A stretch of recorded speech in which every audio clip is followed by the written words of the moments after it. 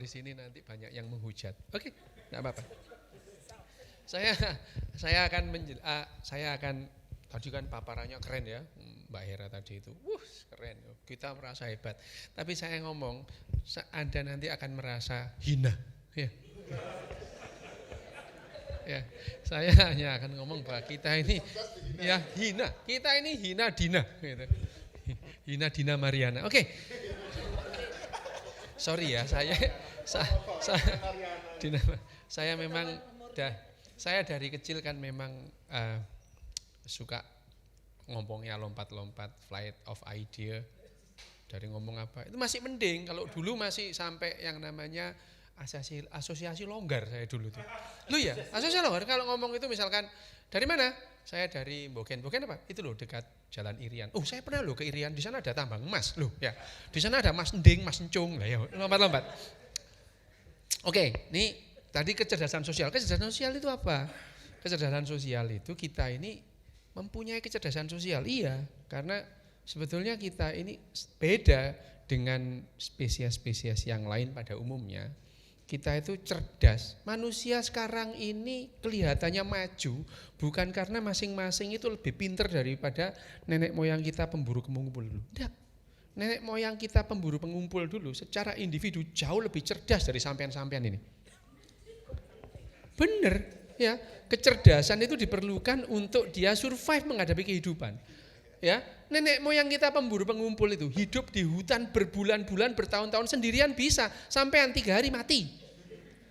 Enggak cerdas kita. Nah, kemajuan yang kita peroleh sekarang ini bukan karena individu-individu lebih cerdas, enggak. Kita itu adalah kecerdasan kolektif. Kecerdasan kolektif. Kalau kita tadi melihat lembaga Eijkman itu ya, jreng gitu. Wah, lah sampean ngira itu di sana itu ada Mbak Hera dan Prof Sangkot semua pinter. Enggak, ya ada tukang sapunya, ya itu. Ada orang yang memastikan listrik itu nyala, ada orang yang memastikan bahwa air itu mengalir itu. Kalau yang tukang listrik, tukang air itu enggak ngalir, Mbak Hera sama Prof Sangkot itu enggak bisa ngantor. Terus lembaga Eijkman mau ngapain? Tutup. Jadi kecerdasan yang namanya dihasilkan oleh hasil yang dihasilkan oleh lembaga Eijkman itu bukan tergantung oleh Mbak Hera saja yang ngomong sampean tadi nggak ngerti gitu. Meletek dasmu ya nggak ngerti gitu. Nggak ngerti ngomong pola RNA, DNA sembuh nggak ngerti. Pokoknya ya virus itu gitu ya. Nah, kecerdasan sosial yang kita ini bagaimana otak kita menghasilkan jiwa. Otak kita menghasilkan jiwa itu karena kecerdasan sosial kita. Ada yang namanya SWAR intelligence. SWAR intelligence itu adalah kecerdasan gerombolan. Otak kita itu cerdas karena bergerombol. Ya semua, ginjal kita itu juga cerdas karena bergerombol. Sel ginjal kita sendirian nggak bisa ngapa-ngapain. Sel ginjal kita ngumpul beberapa jadi kapsula Bowman dan kemudian glomerulus. Wah, gombal ya. Itu angel koyannya itu. Tapi jadi cerdas dia bisa memfiltrasi air, kemudian mengeluarkan benda-benda yang tidak diperlukan oleh tubuh. Sama. Sel otak kita itu sendirian nggak bisa, begitu bergerombol dia jadi cerdas. Manusia juga begitu, sendirian. Ayo, Mbak Hera ini sendirian di lembaga Eijkman nggak bisa. Apa? Listriknya nggak nyala. Mau nyalakan listriknya nggak bisa. Memang bukan itu tugasnya. Itu. Ya, sekringnya mati, nggak bisa. Itu. Jadi kecerdasan gerombolan itu akhirnya menentukan gerombolan itu secerdas apa. Kenapa kok demikian? Slide. Nih, orang itu mengatakan merasa dulu bahwa manusia itu punya kehendak bebas. No. Ada teori dulu ya, teori rigidity. Manusia itu adalah organisme yang secara alami terprogram untuk berperilaku tertentu. Ini salah. Ya, ini salah. Flexibility, manusia adalah organisme yang secara alami terprogram untuk menjadi adaptif terhadap lingkungan mereka. Enggak juga. Enggak bisa. Manusia mau adaptif apa? Enggak bisa itu ya. Nah, yang ketiga adalah plasticity. Tidak ada pemrograman alami. Ya, kita membuat otak kita sendiri. Ini teori yang paling diterima sekarang. Setiap saat kita berubah. Ya, setiap saat kita berubah. Kenapa berubah?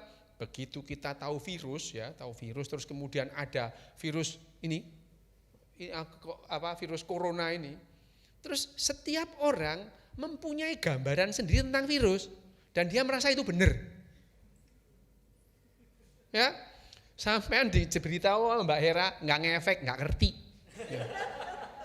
Ya, tetap besok tetap ketakutan gitu ya. Ketakutan.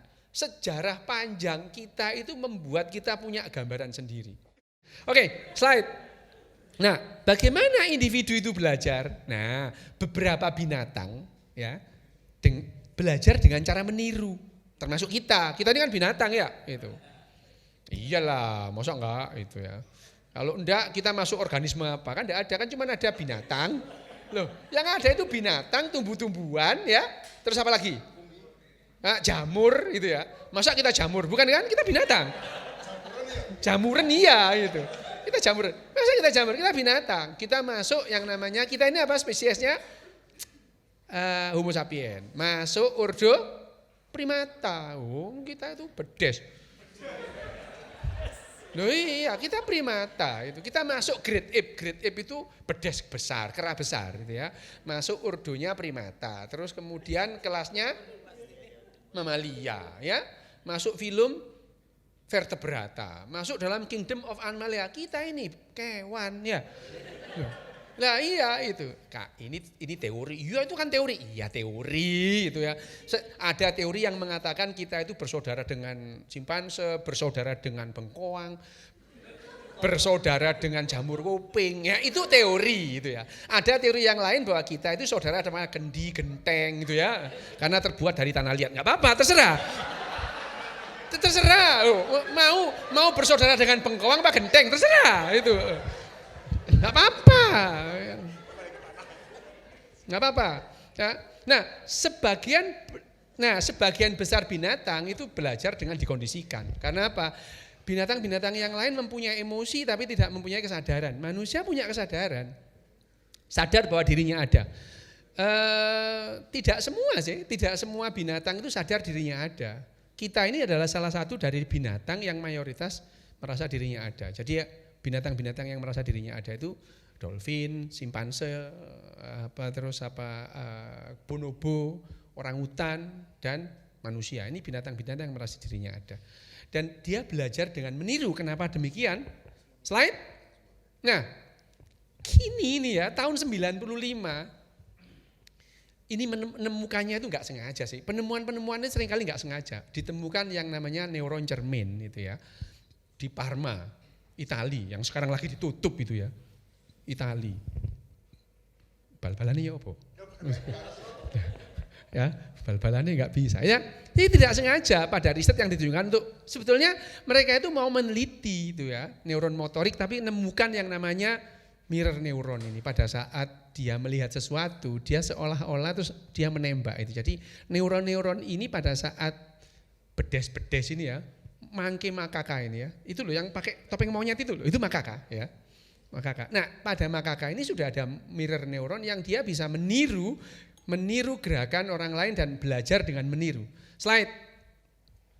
Mirror neuron. Lah ini masalahnya. Yang jadi masalah kita akhirnya itu ini. Jadi pada saat kita itu melihat orang lain, kita bisa membayangkan diri kita menjadi orang lain itu. Tapi ya tidak sepenuhnya, ya. Ini yang membuat persepsi kita terhadap sesuatu itu berbeda-beda. Mirror neuron itu seperti melakukan simulasi gitu, ya. Slide. Nah, itu lihat, yang niru. Itu yang niru yang kiri apa yang kanan? Dua-duanya bisa niru gitu, ya. Dengan mengamati perilaku individu lain, terus kita akan meniru. Yang ditiru mana? Yang kita suka. Slide. Nah ini ya, nonton sinetron. Pada saat kita nonton sinetron, terus kita melihat itu ya. Akhirnya di Indonesia ini gara-gara sinetron, mulai Sabang sampai Merauke, lu gua. Gitu. Ya, lu gua itu dulu hanya ada di Jakarta. Sekarang ya lu gua di sana juga gitu, di mana, di misalnya di Jogja lu gua Selarong lu ya itu ya. Kalau di Surabaya lu gua teli lu gitu ya.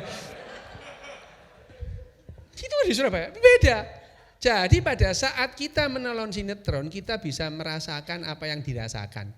Tapi kita itu merasakannya juga nggak persis itu ya, nggak persis sehingga kita niru apa yang kita suka, apa yang kita inginkan ditiru, nggak ditiru semua gitu ya. Kita meniru, lihat Mas Budiman, wah berorasi gitu ya, ya yang ditiru yang kita suka gitu. Saya tidak akan pernah sama dengan Mas Budiman, pakai ikat kepala gini-gini ya, masuk mobil tahanan. Saya dulu itu, waktu itu saya di Australia, bener itu, di CNBC, ada iki sopo sih gitu kan, cilik mekiti, ini. Mirror neuron. Nah, tapi bagi individu yang soliter itu, tidak perlu mirror neuron itu.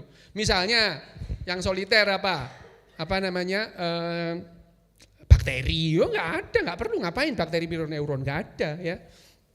Nah, sifat sosial manusia yang ini, yang akhirnya mirror neuronnya banyak itu kita mengoptimalkan kemampuan kelangsungan hidup kita dengan apa? Tahu? Dengan bahasa. Bahasa kita itu membuat mirror neuron kita jadi lebih efektif. Slide. Nah, nih gambarnya sarung tinju. Loh ya. Aku gambar dewe bingung dewe. Ya, sarung tinju ya, kayak sarung tinju. Ini gambarnya otaknya bedes apa ya? Ya, ini gambarnya ini ya. Nah, slide. Nah, ini ada satu slide lagi. Ini ada tiga sekarang yang diketahui itu 3 pusat yang kemudian merangkum semua yang ada di otak. Entah itu emosi, entah itu dorongan yang paling mendasar, bahkan yang kemudian kita pengenalan, memori, semua itu ada 3 tempat ini yang kerjasama dan saling tumpang tindih bekerja menghasilkan sesuatu yang setiap individu spesifik. Slide. Ya, slide. Nah, ini yang di depan, belakang, slide lagi, slide. Nah, slide. Ini yang ada bagian di depan itu tujuan kita melakukan tindakan. Kita mau melangkah itu mau apa, gitu ya. Kita mau jalan itu mau apa. Itu di situ, di daerah itu yang mengelola. Slide lagi. Nah, ini yang di belakang, slide. Ini aspek motorik. Kalau kita mau jalan itu, kita mikir iki melaku jalan kanan dulu apa kiri dulu. Ya.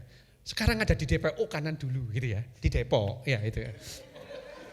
Harus kanan itu. Kalau tidak bukan warga Depok itu ya itu. Itu begitu mikir gitu ya. Mikir. Nah, yang bagian yang di bawah itu lebih emosional tapi lebih tinggi ya. Jadi kita melihat, kita melirik gitu ya. Ayu nirek arek iku. Nah, gitu. Itu adalah lebih dalam, lebih jauh. Tapi 3 ini tumpang tindih menghasilkan satu gambaran yang berbeda-beda setiap orang. Slide. Nah, pada saat ini ya kita melihat. Jadi akhirnya di otak kita itu banyak yang namanya realita itu ada. Ini realita apa? Realita ada yang namanya realita objektif nih. Opo iki? Tumbler. Ini realita objektif ini. Ya, di dalamnya ada bir misalnya. Itu realita objektif, semua orang bisa mengkonfirmasi, semua orang bisa mengobservasi. Realita objektif. Nah, ada namanya realita yang kedua, realita subjektif, sakit perut, sakit kepala, nyeri. Nyeri itu ada enggak? Loh ya ada lah, semua orang pernah nyeri. Tapi kalau ada orang datang ke saya, praktek, dok saya sakit kepala, saya enggak tahu dia bohong apa enggak. Yang dilakukan dokter adalah mencari indikator-indikator dia ini sakit karena apa gitu. Meskipun di MRI, di PET scan semua normal, bukan berarti nyerinya itu enggak ada. Ya, makanya subjektif ya. Slide. Nah, ini yang hasil mirror neuron tadi itu, kita ada yang namanya realita intersubjektif. Ini apa? McD semua tahu itu. Tapi kalau sampean melihat ini tahun 50, enggak ngerti apa-apa sampean. Tahun 50 McD nggak ada. Sekarang sampean lihat begini yang ada di pikiran sampean adalah McD gitu ya. Ya, McD. Ya, yang original apa yang pedas loh gitu ya. Langsung ada dan kita langsung punya yang namanya persepsi kita tentang McD gitu. Enggak enak itu. Ada yang wah, aku KFC. Enggak apa-apa, terserah sakarepmu. Ya. Wah, nggak suka aku. Lah ada begitu gambar ini. Saya dulu di Australia pernah kerja di McD 6 bulan. Loh bener, saking bambungnya saya ini ya. Saking miskinnya saya kerja di McD 6 bulan, khusus jaga malam, karena saya nggak bisa tidur memang gitu ya. Lumayan, melek dibayar ya itu. Lumayan itu. Sampai sekarang itu kalau saya bau itu, mual saya itu. Bau tok itu loh, kurang ajar banget ya itu. Slide. Ini juga gitu. Nah, realita intersubjektif itu yang bisa mengikat manusia dalam jumlah yang besar itu. Realita intersubjektif kita itu bisa mengikat manusia meskipun gak saling kenal. Itu yang meme tadi itu. Meme atau tulisannya meme gitu ya. Tapi meme yang dikatakan Richard Dawkins bahwa kita itu akhirnya mempunyai gambaran tentang segala sesuatu. Itu yang membuat manusia itu bisa bekerja sama dalam jumlah yang besar meskipun gak saling kenal. Sementara binatang-binatang lain bekerja sama harus saling kenal. Jadi sampean tidak akan menemukan serigala itu ya, ngumpul 200 serigala rapat di balai RW, enggak mungkin itu. Enggak ada. Serigala itu biasanya 15 sampai 20, kemudian kalau lebih dari itu dia pecah jadi 2. Ya, memang pernah ditemukan serigala yang sampai 27 ada, tapi itu langka gitu ya. Karena mereka harus saling intim, kenal satu sama lain, baunya pun kenal gitu ya. Sama, simpanse juga gitu. Simpanse itu begitu sampai di angka 40 dia pecah jadi 2 ya. Nah, manusia ini juga gitu. Kalau yang namanya harus saling intim itu ya itu satu peleton itu. Satu peleton itu berapa orang? Ya, maksimal 30-35 orang. Kenapa? Dia saling kenal. Saling kenal, kuat itu. Jadi saat anggota peleton itu melihat komandan peletonnya itu, komandan peletonnya itu adalah raja di grupnya, jago berantem, jago nembak begitu ya. Kenal begitu. Begitu 10 peleton, 20 peleton menjadi satu kompi, enggak kenal mereka. Enggak kenal. Komandan kompinya itu enggak kenal. Nah, mulai ngarang di sini itu. Komandan kompi kita ini kecil tapi sakti loh. Ya mulai ngarang ya itu. Mulai ngarang, perlu karangan-karangan supaya kita tetap itu jadi satu ya kita kuat itu. Nenek moyang kita pemburu pengumpul senjatanya cuma anak panah sama busur. Iya, benar itu ya. Tapi mereka itu kemudian busur dan anak panah, setiap generasi atau temannya diajari membuat anak panah dan busur untuk berburu. Ditularkan gitu. Ya, karena mereka enggak bisa bekerja sama. Tapi manusia ini sekarang Homo sapien ini, dia bisa bekerja sama 50.000 orang tidak saling mengenal, menghasilkan satu peluru kendali nuklir. Slide. Nah, moralitas. Nah, ini kita kembali ya. Tadi, kenapa sih kita itu kok jadi ketakutan sama hal-hal yang enggak ada? Kenapa? Tahu? Karena ketakutan pada hal yang enggak ada membuat manusia survive. Ya. Jadi kita ini, otak kita itu penuh dengan teori konspirasi karena ini menyelamatkan kita pada saat kita di zaman pemburu pengumpul dulu.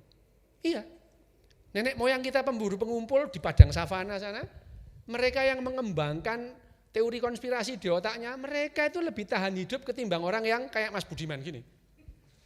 Udah kita lihat dulu bener apa enggak gitu. Ya, coba bayangin aja kalau di padang savana terus kita ada nenek moyang kita itu melihat semak bergoyang-goyang, macan, harimau, genderuwo, lari dia ya itu. Lari, ini selamat ini daripada Mas Budiman. Belum tentu jangan-jangan kelinci dilihat, macan beneran mati gitu ya.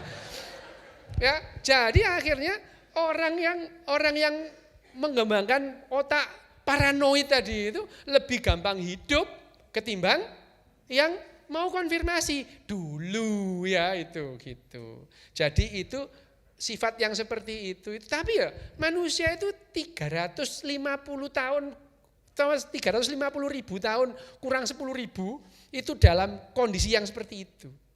Sehingga warisan itu masih ada di sini.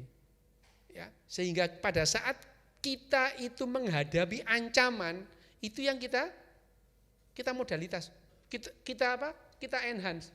Jadi otak kita itu lebih merespon ancaman ketimbang yang lain-lain. Begitu ada ancaman, itu yang dipercaya. Makanya hoax tentang ancaman itu langsung diiyain, di forward gitu ya. Di forward ya, forward. Kamu itu loh nyebarin hoax, aku cuma forward kok gitu. Mbahmu, ya itu nyebarin gitu ya. Sekarang pertanyaannya, kenapa kita itu kok takut sama yang namanya virus tadi itu? Virus corona tadi. Karena memori kita tentang yang namanya infeksi itu memori yang mengerikan. Ya. Dimulai yang pertama heboh itu adalah tahun 1347 sampai 1347 sampai 1351. Ya. Ada wabah Black Death di Eropa, membunuh separuh penduduk Eropa.